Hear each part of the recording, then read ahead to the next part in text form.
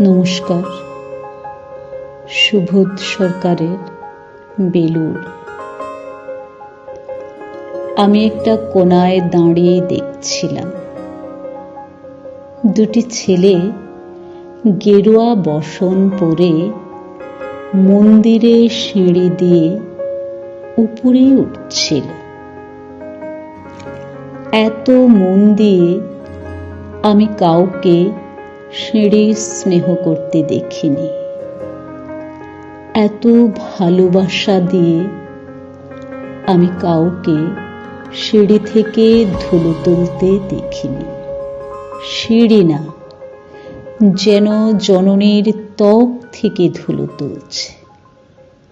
এভাবে সিঁড়ি থেকে ধুলো মুছতে আমি কোথাও দেখিনি। স্থিতপ্রজ্ঞ মহারাজকে জিজ্ঞাসা করলাম, ছেলে দুটিকে? মহারাজ মৃদু হেসে বললেন, একজন নিউক্লিয়ার ফিজিসিস্ট, একজন IBM-এর 6 লাখ টাকার চাকরি ছেড়ে এখানে এসেছে, সিঁড়ি ধুতে এসেছে। যে সিঁড়ি দিয়ে মানুষ উপরে উঠে তা যেন পরিষ্কার হয়। মহারাজ চলে গেছেন।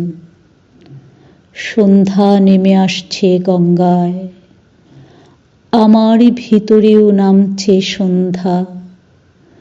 সারা পৃথিবীতে এত সিঁড়ি, সিঁড়িতে সিঁড়িতে এত দাগ, এত ধুলো, এত অপমান। আরতি শুরুর আগে মনে হলো, যে সিঁড়ি মুছতে পারে না সে কোনোদিন মানুষের চোখের জল মুছতে পারবে না। নমস্কার।